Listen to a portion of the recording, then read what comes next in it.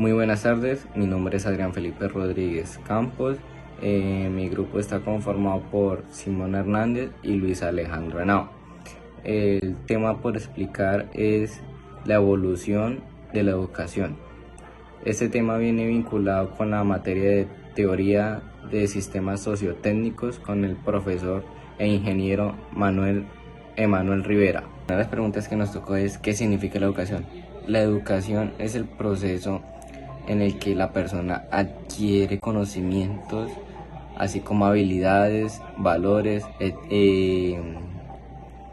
hábitos, creencias, etc. El principal objetivo de la educación es el desarrollo integral de la persona.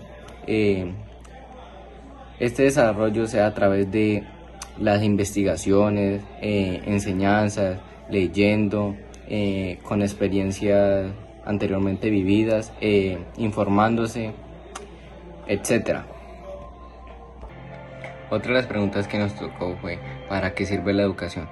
Bueno, la educación, además de desarrollar habilidades cognitivas y físicas de la persona, también ayuda a propiciar el pensamiento crítico, también formar seres humanos con libre pensamiento y opinión. También, además de promover conocimientos, la educación enriquece la cultura, el espíritu y valores. Estos conocimientos también adquiridos se pueden aprender en la familia, en las experiencias, la educación formal e informal, y esto nos ayuda a desarrollarnos de manera integral y también nos ayuda cómo actuar día a día. La educación nos permite darle una mejor imagen ante la sociedad y la educación nos ayuda a abrir muchas puertas, nos facilitaría muchas cosas. Por ejemplo, la educación nos proporciona mejores niveles de bienestar social y económicos. Seguidamente hablaremos de los diferentes contextos de la educación, en este caso formal e informal.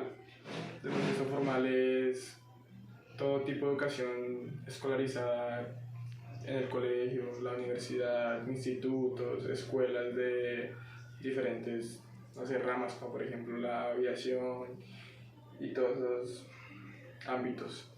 La escuela formal tiene ciertos directrices, ya sean locales, como por ejemplo la misma institución, o gubernamentales. La escuela, el contexto formal de la educación sigue directrices, sigue órdenes, jerarquías, recopilatorio de notas o calificaciones, puntajes, juzgan al estudiante por medio de calificaciones.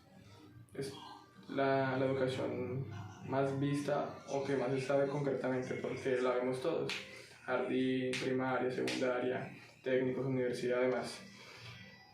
Luego está el contexto informal, que yo creo que no muchos lo conocen, que es el contexto común del público de la calle. Te enseñan a montar bicicleta, por ejemplo, tus papás. Te enseñan a ir a mercar, te enseñan a aprender una moto, te enseñan a inflar un balón. Todo tipo de educación del común es educación informal o en el contexto informal. Cuando te enseñan a hablar, a escribir, en parte es formal, pero por ejemplo hablar, a decir las primeras palabras son completamente informal. ¿De dónde surge o cómo se empiezan los primeros pasos en cuanto a la educación? La educación surge primeramente en la edad primitiva, valga la redundancia, cuando surge la revolución agrícola, lo que conlleva que las personas aprendan a cultivar y de la mano pues también la casa, ¿no? En las épocas la gente lo que hacía era heredar la sabiduría, pasaban las técnicas y diferentes compases de agricultura y casa a sus hijos, hijas y demás personas. ¿Ya? Bueno, ahora seguimos con la evolución de la educación durante los años. Como bien sabemos, la educación es algo que siempre ha existido, desde la antigüedad hasta la actualidad. La antigüedad se divide en dos: prehistoria y Mesopotamia. Cuando hablamos de la prehistoria, hablamos de que habían dos figuras, la figura materna y la figura paterna. En este momento, la educación se centra más que todo es en la figura materna, ya que era la figura que les enseñaba a su descendencia, es decir, a sus hijos, el cómo subsistir y el cómo salir adelante, educándoles así los valores. Y la figura paterna era el que les enseñaba cómo encontrar o solucionar las necesidades básicas de la vida, en este caso para los nómadas era el cazar. Ahora, nos remontamos a la Mesopotamia. En la Mesopotamia aparece la primera escuela. Cabe aclarar dos cosas. En la Mesopotamia la educación era solamente para una parte de las personas que eran las personas que estaban en la primera parte de la pirámide social. Y esta educación era o estaba más que todo guiada y estructurada hacia la escritura, porque aquí en la Mesopotamia es donde aparecen los hechos más importantes escritos en los pergaminos de tiempos atrás. Ahora, cabe aclarar que durante la época clásica del Imperio Romano no fue lo mismo. ¿Por qué? Porque mientras que avanza día a día la educación, lógicamente nosotros tenemos que irnos acoplando a lo que necesitamos durante el día. Entonces, en la época clásica aparece el primer sistema educativo. Ya no hay una escuela, ya hay bastantes escuelas, y aparece también durante la época clásica y el Imperio Romano aparecen también las primeras etapas de universidad. ¿Cómo así? Aparecen los primeros maestros o los primeros creadores de la fundamentación clásica. ¿Qué es la fundamentación clásica? Es cuando un maestro le enseñaba a sus pupilos el cómo subsistir con sus ideologías. En esta época clásica del Imperio Romano, ¿cómo explicarlo? La educación se fundamenta más que todo dependiendo de lo que el gobierno necesitaba. En ese momento que pues el Imperio Romano era algo exorbitante. Ahora, pasamos a la Edad Media. La Edad Media se divide en Edad Alta y Edad Baja. La Edad Alta no hubo tanta característica, más que todo se caracterizó por tener un objetivo. El objetivo era, como lo dice aquí, rescatar las obras clásicas que se escribieron durante la Mesopotamia, transfiriéndolas del latín a la lengua oficial de la Iglesia Católica. Y en la Edad Baja es donde llega la etapa importante. Aquí es donde Carlomagno instaura una educación básica para todas las personas que quieran. Eso sí, era educación gratuita solamente para una parte de la sociedad, que era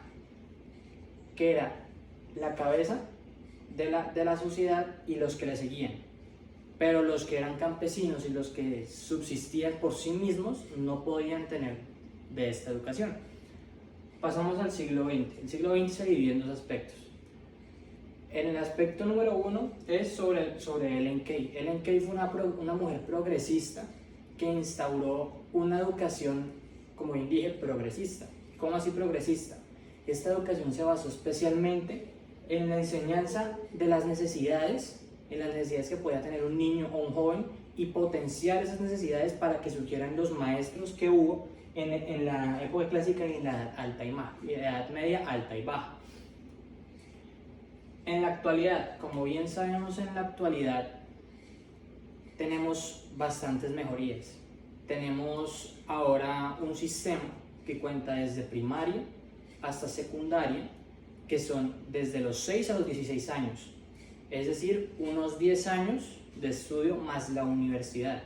Tenemos también como una etapa verdaderamente increíble, que es el avance de la tecnología, ya que la tecnología se apodera de la educación y la hace pasar al siguiente nivel, ayudando a los profesores a poder educar mejor a sus estudiantes. Por eso pasaré sobre el siguiente tema. Hablaremos sobre la relación de la educación con la ingeniería del sistema. Cuando hablamos de la relación en la relación entre estas, hablamos de dos aspectos: aspectos de universidad y aspecto colegio. El aspecto de la universidad en el sector educativo de la universidad La ingeniería de sistemas aporta una visión y aporta elementos que puedan servir como ideas previas para la planeación de esta carrera. Es decir, esta ingeniería tiene como objetivo lo mismo que acabo de decir, aportar una visión y unos elementos para que tú puedas tener distintos ámbitos en tu carrera para elegir. Ahora, en la forma educativa, en el colegio, como bien sabemos, en todo colegio debe haber un ingeniero de sistemas, esa persona que va, que te ayuda, que el típico profesor, llámame al ingeniero de sistemas, mijo. Lo sabemos. Entonces, ¿cuál es de qué se encarga este ingeniero de sistemas en un colegio? Muy sencillo. Cuando hablamos del ingeniero de sistemas en un colegio, hablamos de la persona que depura el código de fuente de un programa, obviamente el que necesita el profesor, y es también el que se encarga de la implementación de aplicaciones mediante un lenguaje de programación. Es decir, la persona que implementa el hardware para crear el software de esa aplicación. Esa es la relación que tiene la educación con la ingeniería de sistemas, que es la carrera que yo, Simón y Adrián estamos bien. Gracias, profe, por todo. Muchas gracias por la exposición, y eso sería todo en la exposición de Simón Rodríguez, Adrián Rodríguez y Alejandro Henao. Muchas gracias.